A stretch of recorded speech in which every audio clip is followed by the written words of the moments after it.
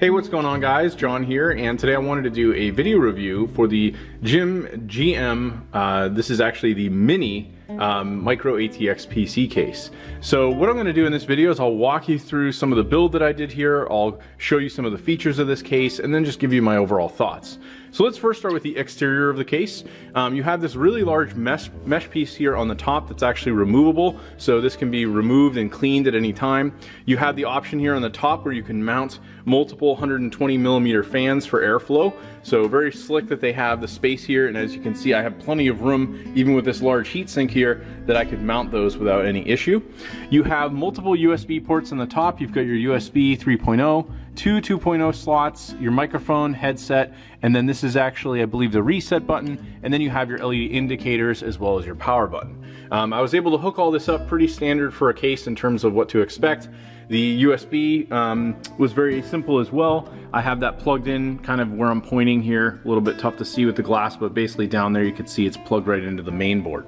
Now I actually decided to do a Micro ATX build with this particular case, and this actually worked out perfectly. I transported all of the parts, basically transplanted them from another case that was really crammed and was more designed to be something almost like a, it almost looked like a video game console, and I have this currently set up with two racing chairs that I have here in this space. So these basically connect. I've got another PC over here and sound system and all this stuff, but basically I wanted to have a spot where I could put this up on the shelf, and the other case wouldn't really work for that. It was actually hanging off. So this case worked perfectly for that, and it gives you some nice detail of the inside, and if it later on I want to add some additional fans and things like that, add some RGB, this is going to work nicely.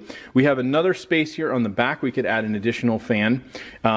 The power supply I moved into this was actually a very small standard power supply, so I had to make some adjustments with that, but this is probably not traditionally a power supply that most of you are going to be working with.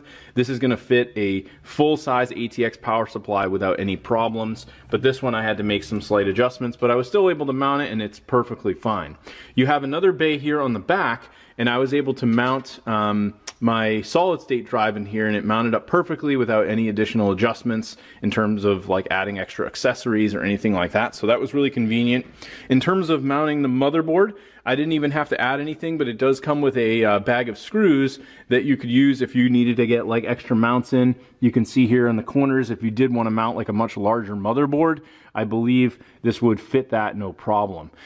You do have also these back slots here, so if you want to add a whole other row of fans, you could do that. I just ran some of my power cables through there because as of currently we're not doing that. The glass is tempered all the way around, so this is pretty nice. You basically can unscrew all of these with your hand. There's little, they're just like little rubber pieces that sit here, so you want to make sure when you want to remove the glass that you take those rubber pieces with you, and that way these screws won't damage the glass. You also have the tempered glass on the front, so this really does give you quite a nice view. If you were to have this up on your desk or something like that, or even on the floor, you're going to get a really nice view into the case. Another thing that I really liked about this case is I was a little nervous when I was putting in this heatsink, but as you can see, this is quite a large air-based cooler. I didn't really think too much on it. I thought, you know, maybe I should get one of the low profile ones, but I decided to go with this bigger one, and this actually fits almost just barely, but I still had enough room to mount this with the 120mm fan right on top of my existing motherboard. I had a custom cooling setup in the old case, so I wasn't able to transplant that into this one, and I was able to get this new heatsink, and this actually looks pretty nice inside the case. And then this also has RGB right on the fan.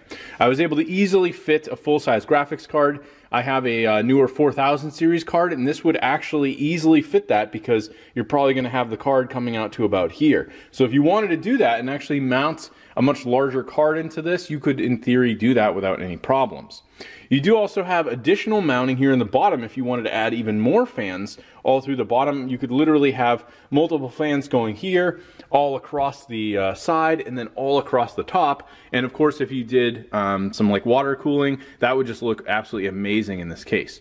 Overall, I'm very happy with it. Everything was pretty seamless in terms of the build quality, setting everything up, and there's more than enough room you know, to work with everything that you could possibly need. So if you're going to be going with a smaller build in terms of the case, this is one that I do highly recommend, and very, very easy to work with. Anyway, thanks for checking out my in-depth video review. Hopefully you found this helpful, and I will talk to you later.